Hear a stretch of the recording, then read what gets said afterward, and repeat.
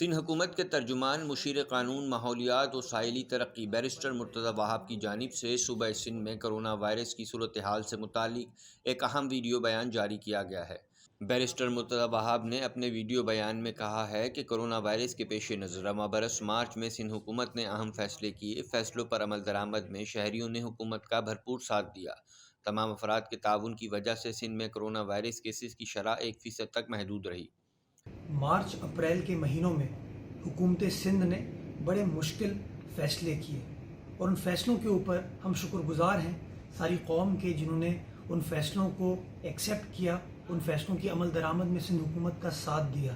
انہوں نے عوام سے اپیل کرتے ہوئے مزید کہا کہ خدا را ہمیں احتیاط برتنے کی سخت ضرورت ہے۔ گھروں سے نکلتے وقت ماسک کا استعمال اور سماجی فاصلہ ضرور برقرار رکھیں۔ بیرسٹر مرتضی وہاب نے کہا کہ دفاتر، تجارتی مراکز، شادی بیاہ کی تقریبات، ریسٹورنٹس اور رش والے مقامات پر سماجی فاصلہ اور ماسک کا استعمال ناگزیر ہے۔